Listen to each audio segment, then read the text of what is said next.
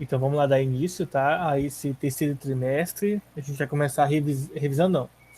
Começar fazendo essa parte da física relativista, tá? Da parte bem interessante da física. A gente vai ver uns conceitos iniciais, tá? Eu quero fazer esse capítulo, eu quero fazer ele bem rápido, para a gente poder entrar no revisional e até o final do ano aí, a gente revisar os conteúdos de física, tá bom? Então vamos lá. Vamos pular algumas páginas aqui sobre a relatividade elementar e vamos começar pelo sistema de referências e a relatividade de Galileu. A primeira coisa que eu quero enfatizar aqui com vocês é o seguinte: percebam que as referências, tá? Os sistemas referenciais, eles são sistemas muito importantes da física, porque tudo depende de certa forma, tudo depende do ponto de vista de como o observador está enxergando as coisas, de como está sendo anotado os dados, está sendo informado os valores, tá? Porque se você muda o referencial, às vezes a forma como a gente ataca um certo problema para resolver ele é de maneira diferente, tá? Então é muito importante a gente saber entender a parte inicial aí de referenciais, tá? Então, aqui a gente vai ter aqui um enunciado bem interessante. Eu peço para vocês que leiam depois, tá? Passo a passo. E nós vamos basicamente pular para isso aqui, ó. Sistema de referência é o local a partir do qual o movimento é observado e medido. Então, por exemplo, eu posso utilizar como ponto de referência a minha casa para eu calcular a distância da minha casa, do meu trajeto de casa para o trabalho. Mas eu posso também utilizar uma outra referência. Por exemplo, poderia utilizar o meu trabalho como um ponto de referência ali. Mas eu posso utilizar também, sei lá, a Praça da 7 de Setembro.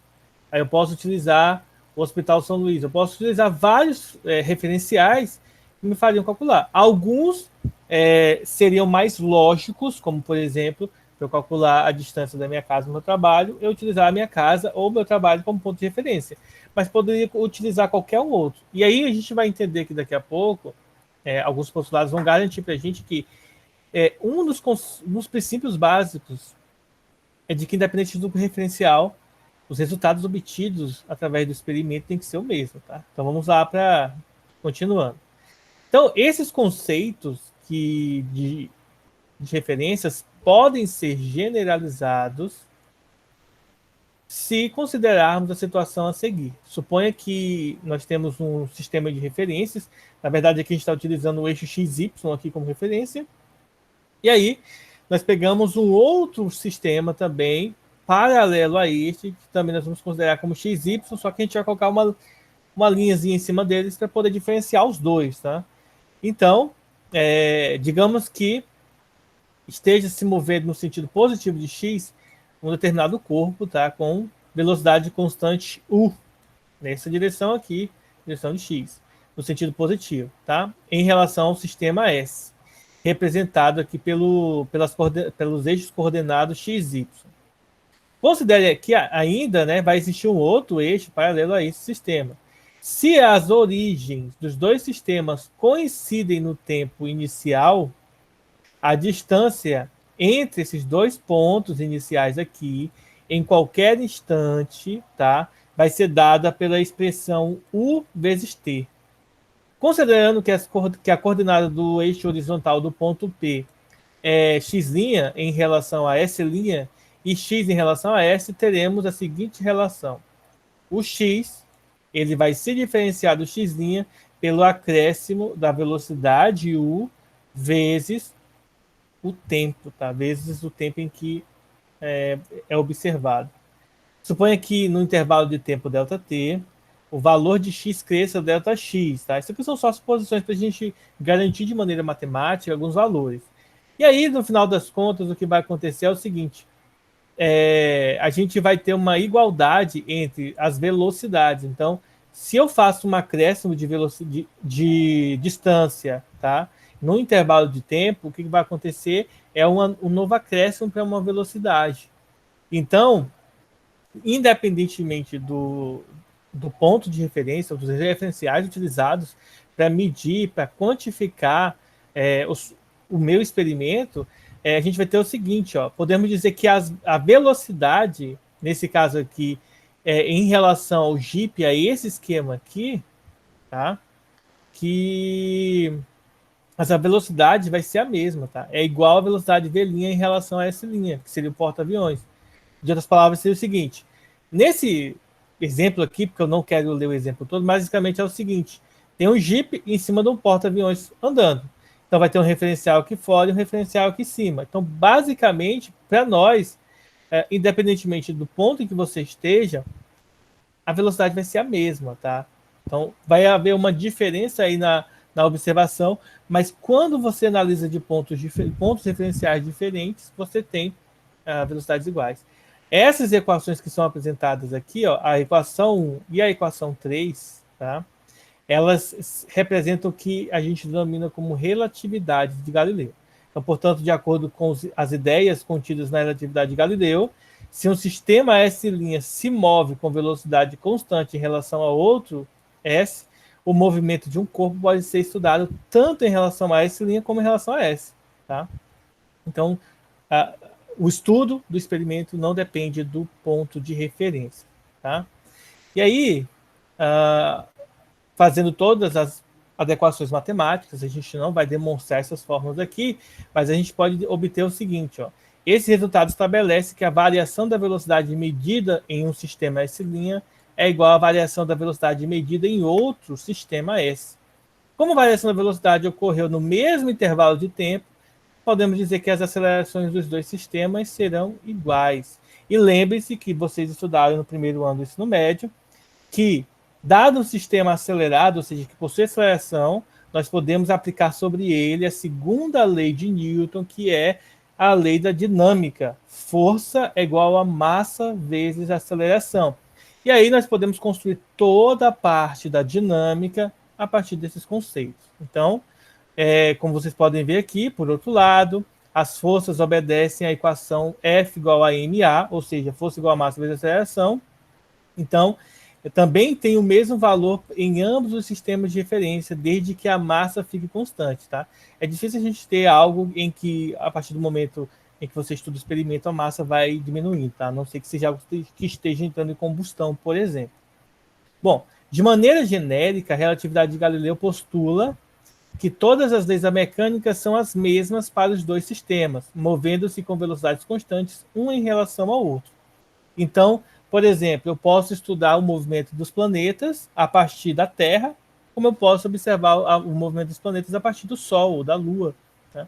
Eles vão estar se movimentando com velocidade relativamente constante, e por conta dessas variações pequenas, a gente pode dizer que o estudo vai ser o mesmo para ambos. Tá? Só que a gente não pode confundir uma coisa. Eu acho que é bem interessante deixar claro isso para vocês. Apesar de que pouco provável que algum de vocês vai se interessar pela física, né, como graduação, mas a gente tem que pensar assim, não é porque os resultados serão obtidos serão iguais que signifique dizer que a forma como eu vou resolver o problema é indiferente, tá? Porque isso aqui é um engano muito sério. E aí eu vou tentar explicar para vocês aqui. Deixa eu ver se eu pego aqui. Deixa eu ver se eu consigo abrir algo aqui, só para mostrar uma coisinha para vocês aqui. Não é isso que eu quero. Professor, eu vou pedir para entrar pelo computador. O senhor me aceita, tá? Que o senhor está descarregando. Tá, tranquilo. Pera aí. Deixa eu só ver se eu consigo entrar aqui nesse negócio aqui. Professor, eu tô com uma dúvida. Diga. Eu não entendi direito o que significa o U na Velocidade. fórmula. Velocidade. O U é a Mas velocidade. E os outros dois Vs? O V é a velocidade. Todos esses aqui são velocidades. Desculpem, tá? E o V', todos que têm linha, é a velocidade do outro sistema, tá? É um acréscimo que você inclui. Então, a velocidade V, ela vai ser a velocidade U acrescida de um V', ou o V vai ser o V' acrescido de uma variaçãozinha U na velocidade. Isso devido a distância em que você está sendo medido. Basicamente, seria você observar o seguinte. Imagina que você está... Deixa eu pensar aqui, porque assim... Acho que eu vou dar um caso bem simples. Imagina que você está olhando um ônibus bem grande e dentro do ônibus você está vendo alguém correndo, tá? Se você estiver dentro do ônibus e ver alguém correndo, por exemplo, a 10 metros por segundo, você vai ter aquela sensação da pessoa correndo. Se você estiver fora do ônibus, a sensação visual que você tem é de que aquela pessoa está correndo muito mais rápido do que realmente ela aparenta estar. Porém, nós podemos fazer o estudo do movimento da pessoa correndo dentro do ônibus, tanto de dentro do ônibus quanto de fora. Tá? De fora do ônibus, você vai ver somente a velocidade U. De dentro do ônibus, você vai ver a velocidade V. Só que a velocidade V dele é a velocidade U, que é a real dele, tá? Do corpo, mais a velocidade do ônibus. Então, basicamente, o que você vai ver nesse caso é um acréscimo de valores devido às velocidades. Eu acho. Vocês estão vendo uma tela em branco agora? Sim. Sim? Então, beleza. Vou conseguir mostrar para vocês aqui esse negócio aqui. Deixa eu ver aqui. Beleza. Então, vamos lá. Eu acho que eu até me perdi no que eu ia explicar para vocês aqui. Deixa eu voltar aqui. Basicamente, estava explicando sobre o planeta, né? Então, deixa eu ver se eu consigo me lembrar do que eu ia falar para vocês. Mas deixa eu ver se eu consigo riscar aqui. Legal. Então, basicamente, o que eu queria falar para vocês é assim. Então, dos referenciais, pessoal, o que acontece é o seguinte. Vamos pensar no ônibus, como eu estava tentando explicar aí a ideia do ônibus aí, e alguém se movimentando dentro do ônibus. Imagina que é esse aqui é aquele ônibus quadradão mesmo, tá? Então vamos pensar mais ou menos aí, assim. Aí só tem um janelão aí. E aí você vê alguém se movimentando dentro do ônibus. Se você estiver dentro do ônibus e observar essa pessoa se movimentando, você vai ter uma sensação visual de que, por exemplo, essa pessoa está se movimentando a 5 metros por segundo. Digamos que o ônibus, tá? A velocidade do ônibus seja de 50 km. Vamos colocar. Deixa eu colocar aqui de 30. Vou colocar aqui de 30 metros por segundo. 30 não, deixa eu ver. 36 metros por segundo. Que aí, 20 na verdade, né? 20 metros por segundo, que é a mesma coisa que 36 km por hora. O que acontece? Se você é um observador fora do ônibus, a sensação visual de que você tem é de que essa pessoa aqui dentro do ônibus está correndo, na verdade, né? Você vai acrescentar os 5 metros por segundo que ela tem, mais os 20 metros por segundo que o ônibus está se movimentando. Ou seja, no total, a sensação visual que eu tenho, que a pessoa referencial aqui fora tem, tá? Fora do ônibus, é que aquela pessoa está se locomovendo a 25 metros por segundo. E ainda tem um outro detalhe importante.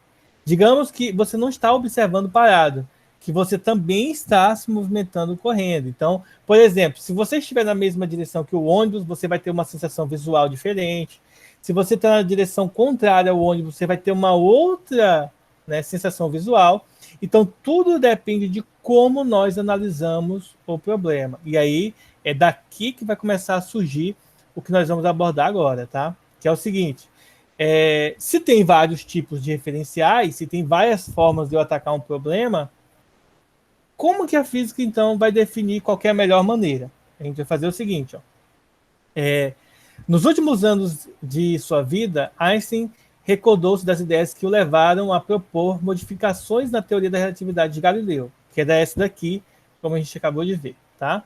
Que é o seguinte, sistemas de referência é o local a partir do qual o movimento é observado. De maneira mais simples, vamos pensar no seguinte, ó, relatividade de Galileu. Deixa eu mostrar aqui para vocês no Google aqui, só para vocês verem um resumaço sobre isso. Vai estar bem pequeno aqui, mas eu vou ler para vocês, ó. Denomina-se invariância, não é invariância, vamos pegar esse aqui.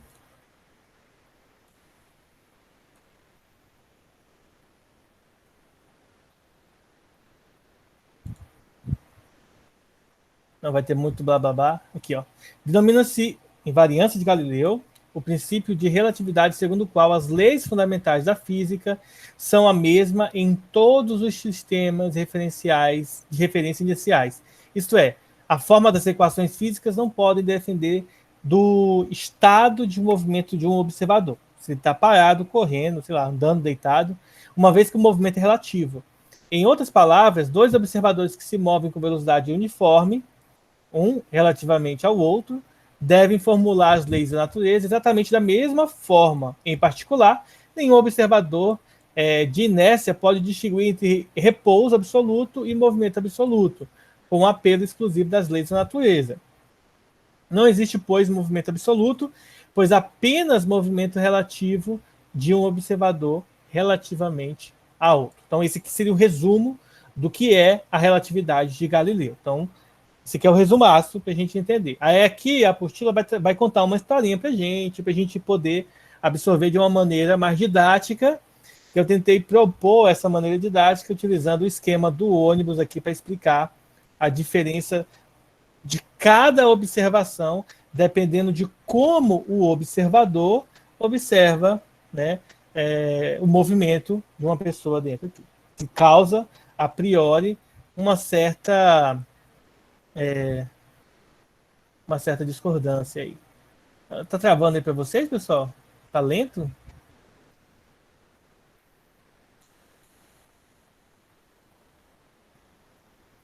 Então vamos lá, vamos tentar aqui continuar.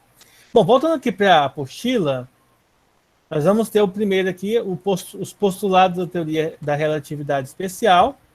E aí, Einstein falou o seguinte, ó, se eu viajar lado a lado com um raio de luz, com velocidade c, velocidade da luz, a gente coloca como uma constante c, que é aproximadamente 300.000 quilômetros por segundo, tá? Eu deveria observar esse raio de luz como um campo eletromagnético em repouso, oscilando no espaço. Entretanto, tal fenômeno é impossível de ocorrer, tanto de acordo com os fatos experimentais, como de acordo com as equações de Maxwell. As equações de Maxwell está aqui, ó, tem aqui embaixo um rodapé falando sobre isso. Reveja, se necessário, capítulo 27, Indução eletromagnética, dando ênfase à seção que aborda a propagação das ondas eletromagnéticas, página 65. Caso alguém tenha curiosidade, dá uma olhada lá. Então ele vai explicar aqui, ó, que tal situação era incompreensível à luz da física de Newton, na qual uma onda parece estar em repouso quando nos movemos com a mesma velocidade. Ou seja, teoricamente, se você corre lado a lado com a luz na mesma velocidade que ela, você vai olhar para a luz como se ela estivesse parada, tá? E vocês vão ver lá no capítulo 27 que isso não funciona assim, tá? Então, com ela se propaga. Então, por analogia, se nos deslocarmos com a mesma velocidade de uma onda eletromagnética, como a luz, um exemplo, ela deverá ficar em repouso, certo? Todavia, segundo a teoria eletromagnética de Maxwell, isso é impossível. Um campo eletromagnético em repouso não existe, tá? Esse campo está sempre em movimento na forma de onda eletromagnética com a velocidade no vácuo igual a constante, né, constante C, que é a constante da velocidade da luz. Bom, e aí, resumindo a história, Einstein chegou à conclusão em dois postulados interessantes, tá? Que são esses que a gente vai ler agora. Primeiro, postulado, esse aqui, página 86, para quem quiser acompanhar lá. Ó, as leis da física são as mesmas para observadores movendo-se com velocidade relativa constante, tá? Primeiro, tome como exemplo esses dois casos a seguir. No avião que se move com velocidade constante, igual a 500 km por hora, o refrigerante derrama no copo da mesma maneira como faz se você estivesse no solo. Segundo, um pêndulo oscila de maneira idêntica em um laboratório ou em um trem que se move com velocidade constante. Então, isso é bem interessante, tá? As velocidades desses objetos não implicam em problemas aí. Aí vem um detalhe importante. Professor, eu uma vez na minha vida fui em Cuiabá e andei de ônibus. E quando o ônibus freava, parecia que ia cair. Esse é um detalhe importante.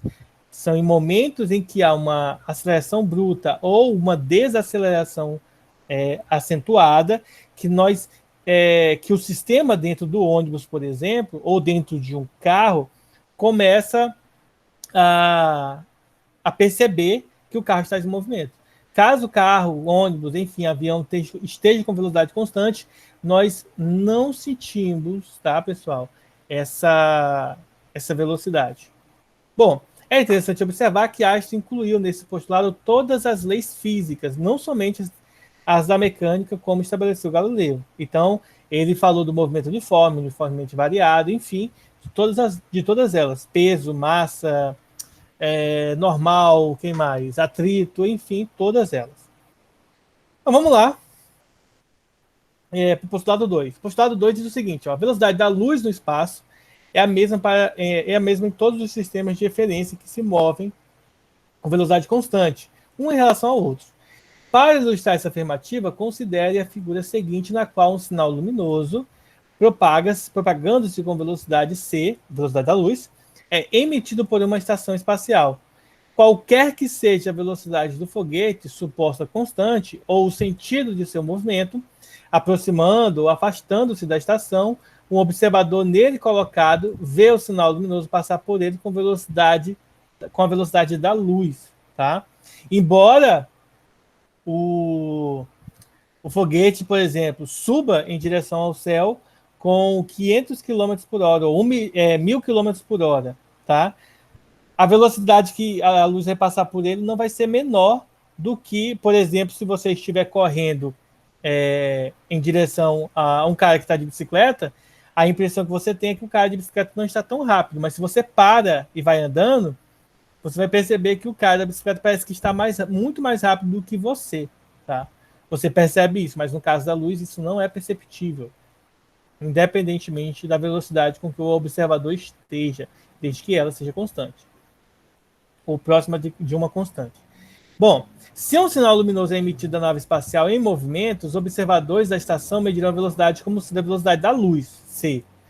Quanto mais você pensa nessa situação, mais acha que esse postulado não faz sentido. Afinal, ele contradiz inteiramente a mecânica clássica de Newton, segundo a qual a velocidade da luz deveria ser somada com a velocidade da nave, ou, se for no sentido oposto, deveria ser subtraída caso ela estivesse, respectivamente, aproximando-se e afastando da estação espacial, que eu acabei de explicar nesse exemplo aqui do ônibus. Então, se o ônibus estiver a 20 metros por segundo e o carinha dentro estiver correndo a 5, então, intuitivamente, esse carinha estaria correndo a 25 metros por segundo. Então, ele contraria esse dilema, né, esse resultado. Bom, isso tudo nos parece muito estranho, porque não faz parte da nossa experiência diária trabalhar com grandezas que se movem com velocidades muito altas, como as da luz. As chamadas velocidades relativísticas. A teoria da relatividade de Einstein não faz parte do senso comum, ou seja, não é algo intuitivo, não é algo razoavelmente normal do nosso cérebro pensar, tá? Contudo, se desde a nossa juventude realizássemos viagens interplanetárias através do espaço, em naves que se movessem igual os filmes que a gente assiste, já estaríamos acostumados com as ideias revolucionárias contidas nas teorias da relatividade de Einstein. Tá? Então, esse é um ponto aí que seria interessante a gente conhecer. Bom, então vamos ver esse primeiro exemplo aqui, que ele fala o seguinte, ó. Um avião de combate dispondo de mira laser e de canhões convencionais voa com velocidade constante de 1.000 metros por segundo. Em determinado instante, dispara um projétil com velocidade de 2.000 metros por segundo na mesma direção e sentido de seu movimento, e a mira dispara um raio de laser com velocidade da luz. Tá? As velocidades do projétil do laser são medidas em relação ao avião. Letra A. Qual é a velocidade do projétil em relação ao avião? Então, utilizando, tá? Aquela noção lá que vocês me perguntaram do U e do V que aparecem lá, vai ter o seguinte, ó. A velocidade real do projétil, tá? Vai ser a velocidade do avião mais a velocidade em que o projétil foi disparado, velocidade em relação a ele. Nesse caso, como o do avião é 1.000, e do projeto é 2.000, o resultado vai dar 3.000, tá? Eu estou lendo aqui 3.000 porque eu não quero ler notação científica, 3 vezes 10 ao cubo. Está somando aí as velocidades. E do raio laser também em relação ao solo. De acordo com o segundo postulado de Einstein, a velocidade do raio laser será ainda a velocidade da luz. Não vai mudar, mesmo sendo disparado de um mecanismo que já está a 1.000 metros por segundo. Então não vai acrescentar nada. Continua constante. Aqui vale também um detalhe interessante. Por exemplo, para que um foguete saia da Terra, pessoal, ele é lançado um pouco inclinado, tá? Então ele é lançado aqui um pouco inclinado com uma velocidade inicial. Só que aí a Terra gira a uma velocidade aproximadamente de 1.600 km por hora, tá? Mais ou menos isso aqui. Então, esse foguete, ao sair da Terra, ele acrescenta nessa velocidade a velocidade inicial da Terra. Então, se ele, por exemplo, sai a 400 km por hora, é mais que isso, mas vamos supor que seja isso, então, juntando com a velocidade da Terra, tá? A gente vai concluir que no final o foguete vai estar saindo da Terra com 2.000 km por hora.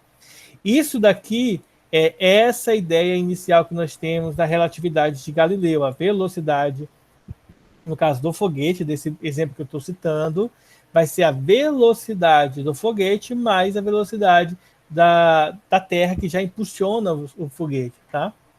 Ficou alguma dúvida, pessoal, em entender a questão, essa parte inicial da relatividade? Bom, se alguém quiser grifar alguma coisa, grifem aqui os dois postulados, tá? E a definição aqui da relatividade de Galileu. Coisas são importantes aqui para a gente poder dar continuidade, tá? Bom, alguém tem alguma dúvida, alguma pergunta?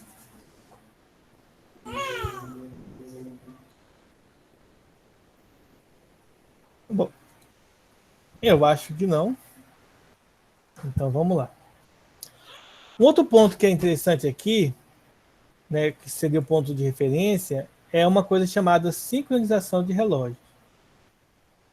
Bom, para explicar a aparente contradição existente entre o método clássico de composição de velocidades previsto pela relatividade de Galileu e a ideia de invariância da velocidade da luz, quando medida em relação a sistemas que se movem com velocidade constante, Einstein argumentou que, ao deduzir a regra da soma das velocidades, a mecânica newtoniana pressupõe a existência de um tempo que passe com igual rapidez em todos os sistemas de referência e que esse tempo é independente da forma como esses sistemas se movem, tá?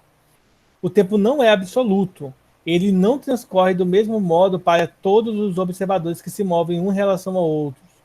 O relógio de um observador na Terra registra o tempo de forma diferente de um relógio idêntico a ele, mas que se encontra a bordo de uma nave espacial.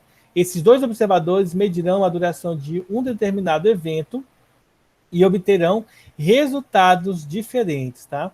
Então, olha só, de fato, aí a gente tem aqui esse exemplo aqui, de uma pessoa aqui na Terra, né? Quem viu aquele memezinho do carinha aqui pulando na água vai se lembrar.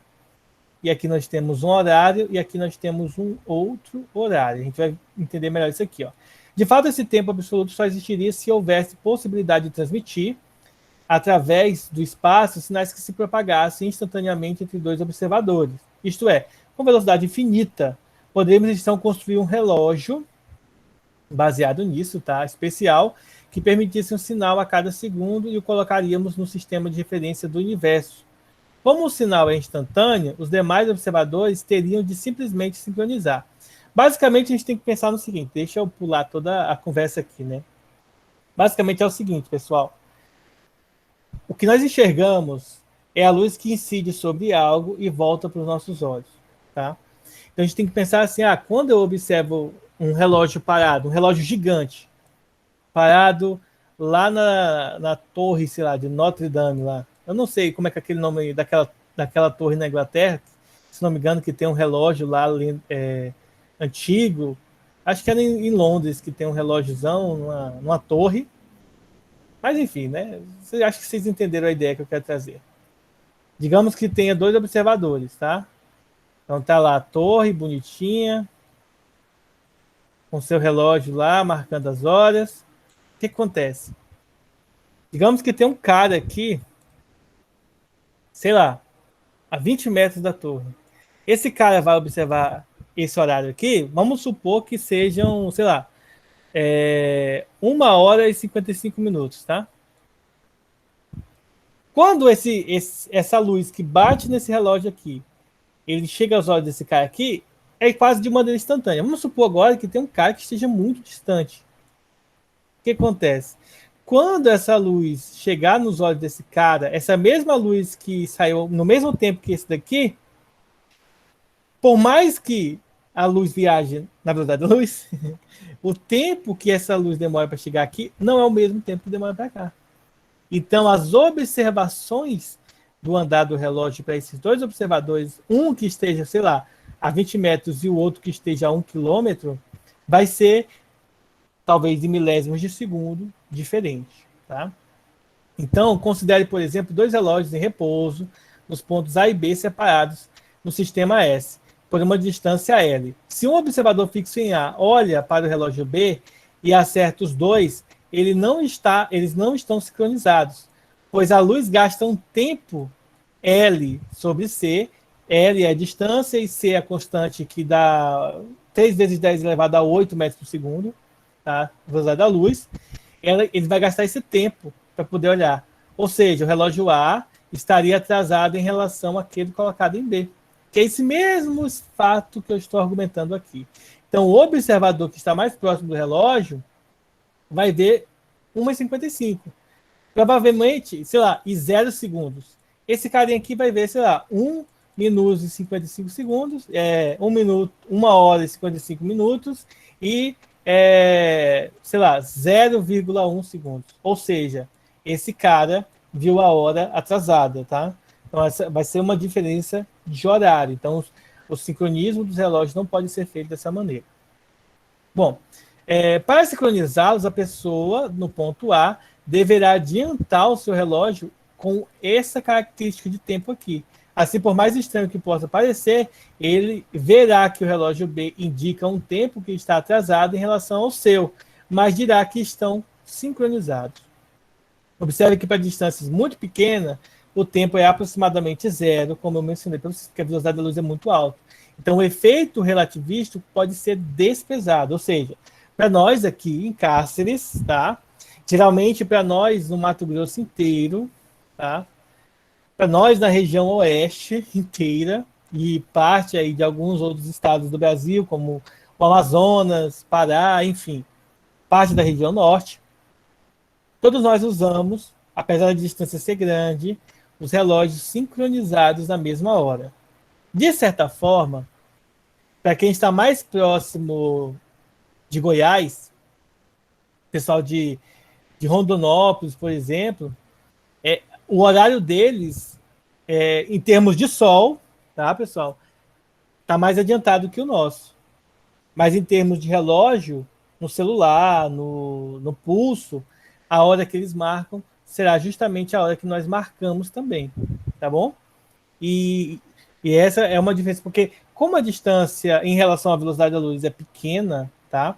Aí a gente meio que, digamos assim, não considera nada, a gente deixa quieto, deixa do jeito que tá e bola para frente. Mas na prática, tá? A gente tem que entender que a hora aqui no Mato Grosso, por exemplo, agora são 14 horas e 56 minutos, vai ser a mesma hora que o pessoal lá em Manaus está tendo nesse exato momento. Apesar de que, pela distância, aqui é 14h56, lá deve ser 14h55, ou 14h54, ou 14h56, e alguns segundos a menos, tá? Do que nós aqui, por conta da distância, que não é tão pequena assim, tá bom? Mas vamos lá. Vamos ao conceito de simultaneidade. O segundo postulado de Einstein nos conduz a uma consequência importante, que é o conceito de simultaneidade. Dizemos que 2 eventos são simultâneos se eles ocorrem no mesmo instante. Então, isso aqui é interessante aqui vocês anotarem, tá? Dois eventos são simultâneos se eles ocorrem no mesmo instante. Ele vai dar um exemplo aqui para isso, tá? Então, deixa eu ler aqui com vocês. Ó. Por exemplo, na figura a seguir, um observador que se acha no sistema S, dado pelo eixo X e Y, indicado na figura aqui, ligado à Terra, vê duas estrelas explodirem ao mesmo tempo. Ou seja, em seu sistema de referência, os eventos foram simultâneos. O intervalo de tempo entre esses dois acontecimentos para esse observador é zero. Por outro lado, para um observador que viaja a velocidade próxima da luz, as duas estrelas não explodem ao mesmo tempo. A da direita explode primeiro, pois sua distância da nave é menor do que a distância entre a nave e a nave da esquerda. Os relógios na parte inferior das figuras indicam esse atraso, tá? Então há um atraso em relação às explosões. Para o observador no sistema S', as explosões não ocorrem de forma simultânea, tá? A estrela da direita vai explodir primeiro. Então, o efeito da simultaneidade também está vinculado à questão do referencial. Então, se o referencial mesmo, dependendo do tipo de referencial, se o referencial está parado ou em velocidades baixas, tá? Vai existir um certo sincronismo, uma certa simultaneidade. Caso contrário, se o observador estiver aproximadamente na velocidade da luz, então a gente vai perceber que há aí uma diferença nesses valores, tá? Então, a questão de simultaneidade é muito interessante. Aí vamos definir aqui o espaço-tempo, tá? Eu estou fazendo essa leitura com vocês, primeiro que eu não tive tempo de fazer um slidezinho bonitinho, só para pegar as partes interessantes, legais, bonitinhas, mas aqui é interessante que vocês já vão grifando aí. Vai ficar meio bossa ficar só falando assim, lendo com vocês isso aqui. Mas é o que eu tenho para hoje, já que eu não tive tempo para preparar os slides. Mas vamos lá. Pessoal, alguma dúvida até aí?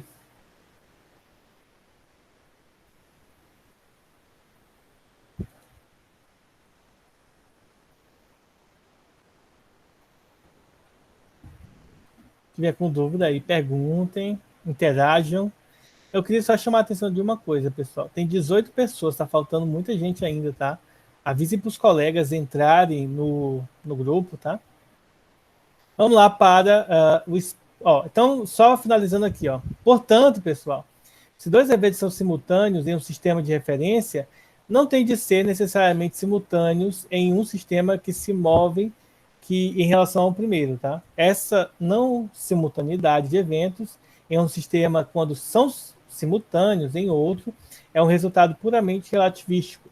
Ela resulta do fato de a luz se propagar com a mesma velocidade para todos os observadores. Tá? Então, mesmo quando o observador está com velocidade alta. Espaço-tempo. O espaço em que vivemos geralmente é considerado espaço tridimensional, tá? E a gente faz uma construção matemática desse espaço. O ruim de usar esses programas assim online é que dá um travamento. É bem lento aqui. Eu não sei. Vamos lá, deixa eu explicar aqui para vocês. Questão do espaço tridimensional. Basicamente é o seguinte, nós temos um eixo que nós denominamos, sei lá, comprimento, o outro largura e o outro altura, tá? Em matemática nós definimos isso como eixo X, Y e Z, tá? Além desses três aqui, Einstein propôs o incremento de uma quarta variável aí, que seria o tempo. Então, o espaço em que vivemos é considerado espaço tridimensional. Ou seja, a posição de um objeto pode ser determinada se eu sei essas três variáveis, tá? Essas três dimensões. Assim, se estamos no vértice de um quarto, aqui, e queremos determinar a posição de um objeto A, qualquer dentro dele, basta a gente ver as posições X, Y, Z desse objeto. Ou seja, deixa eu ver aqui a minha câmera, né? Então, basicamente é o seguinte, sei lá, o meu fone de ouvido, ele possui uma altura em relação ao piso da minha casa, a uma distância da parede da direita e uma distância da parede de trás de mim. Então, eu posso determinar a posição do meu fone utilizando essas três características. Bom, então aqui nós temos a representação, tá? Eixo X, Y, Z, como eu tinha pintado ali atrás. E partindo dessas considerações, o tamanho de um livro pode ser determinado fornecendo-se comprimento, altura e largura, ou espessura, enfim. No entanto, necessitamos ainda de uma quarta dimensão para obtermos uma descrição completa do livro, o tempo. Por exemplo, quando você vai ao dentista, você marca lá, você liga lá, olha, eu quero, sei lá, eu quero uma consulta tal dia, né? Você marca o local, que é o consultório do dentista, que vai ter posições X, Y, Z. A gente, claro, no nosso dia a dia nós não usamos posições X, Y, Z. A gente usa o nome da rua, o número da casa, enfim. E aí o que acontece? Além disso, a gente marca o dia e a hora, ou seja, marca o tempo. Por quê? Porque se você for, por exemplo, no domingo lá, pode ser que ele não esteja aberto, a não ser que você esteja morrendo aí e tenha muito dinheiro para pagar um dentista para te socorrer aí no domingo. Então, basicamente, a gente precisa da quarta dimensão, que seria o tempo, justamente porque somente as 3 coordenadas de posição, que seria essas 3 dimensões, elas não são suficientes para a gente. Então, além disso, no nosso dia a dia, nós utilizamos o tempo como uma coordenada para a gente poder marcar as coisas. Tá? Só um exemplo aí básico do que seria isso. Pois leiam aqui o restante das descrições. Tá? Bom, e o que seria a dilatação do tempo? Vamos considerar esse sistema aqui, sistema S, linha, tá? E o sistema S aqui fora. Que se move com uma velocidade constante U, muito grande em relação ao sistema S.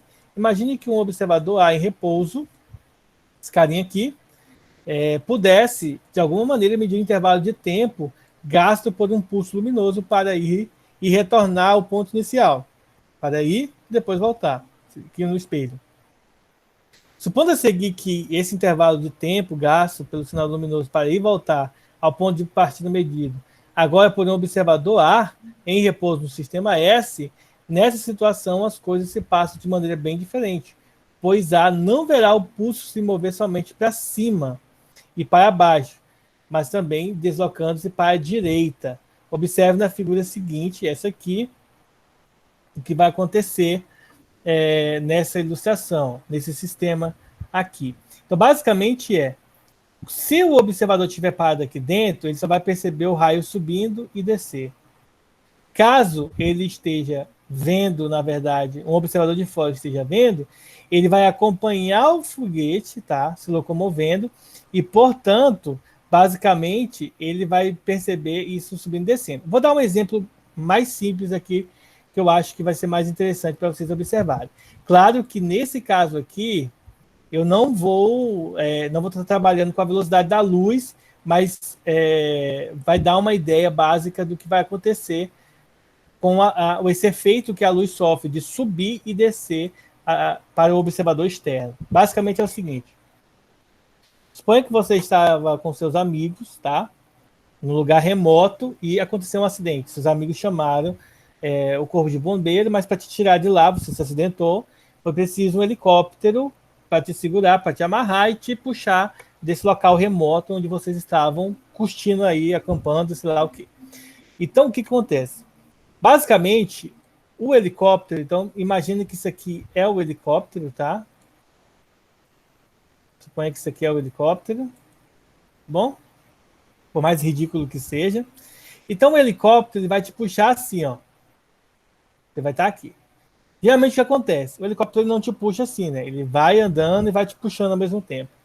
Para você, olhando para o helicóptero, ou para os caras que estão no helicóptero te olhando, ele vai estar só te subindo. Você vai estar só subindo, né? Para os seus amigos que estão aqui fora, que estão te observando, olha lá o manezão, o cara ali que caiu, machucou, o que vai acontecer? Para eles que estão te olhando, você vai estar fazendo isso aqui, ó. Você vai estar subindo nessa direção. Você não vai estar só subindo para cima, você vai estar subindo para a direita, né? Você vai estar subindo na diagonal. Você vai estar formando um movimento oblíquo.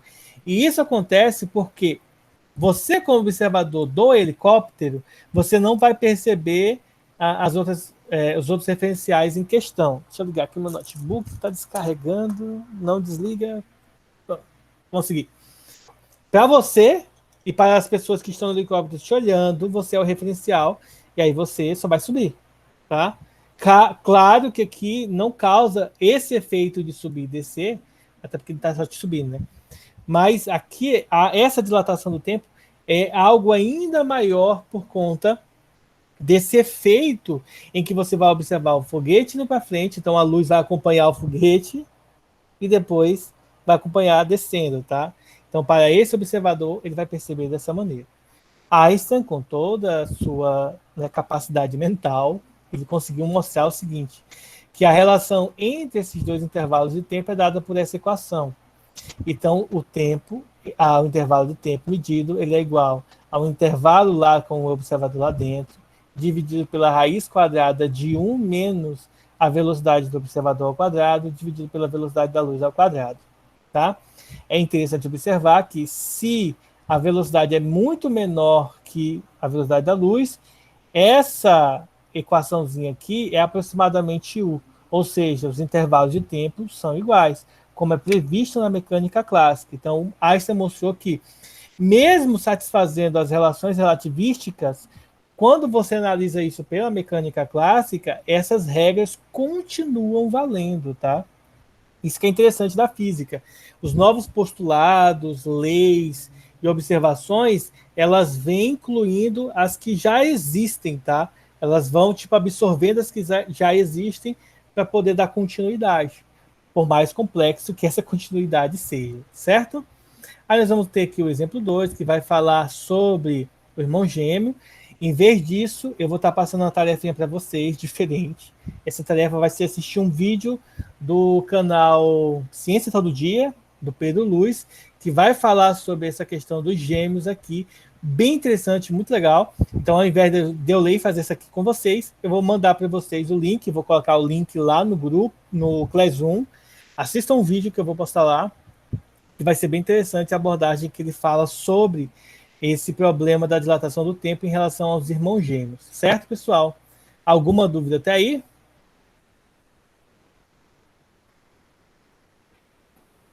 Não? Então, vamos lá. A gente viu a dilatação do tempo. Lembre-se que dilatação é algo que se expande, tá? Que aumenta.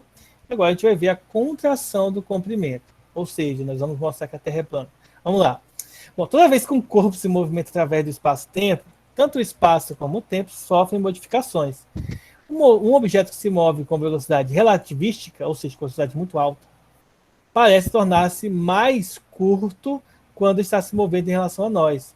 No entanto, é importante frisar que essa contração só ocorre no sentido do movimento, como mostra a figura. Então, no caso aqui, esse objeto ele vai se achatando, vai se contraindo, se comprimindo aí, só na direção do movimento, no caso, a direção horizontal, tá? As outras dimensões, que seria a dimensão vertical, permanecem inalteradas. Isso é só uma consequência. Considere, então, um sistema de referência S, no qual uma régua tem comprimento L. Um observador de um sistema S' que se move com velocidade constante, relativista constante, ou seja, muito alta, mais constante. Em relação a S, vê a régua contraída. Seu comprimento passa a ser L', tá?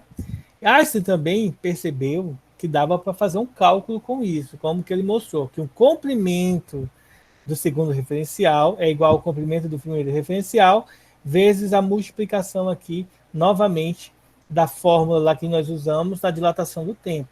Novamente, quando a velocidade U é muito pequena em relação à velocidade da luz, essa fração aqui se torna aproximadamente 1, e, portanto, esse valorzinho que aparece aqui serão praticamente iguais se a velocidade é pequena, tá? Bom, Einstein percebeu que a contração do comprimento, proposta pela primeira vez pelo físico George Fitzgerald aqui, poderia ser calculada por esta equação, expressa nessa forma matemática por Lorentz.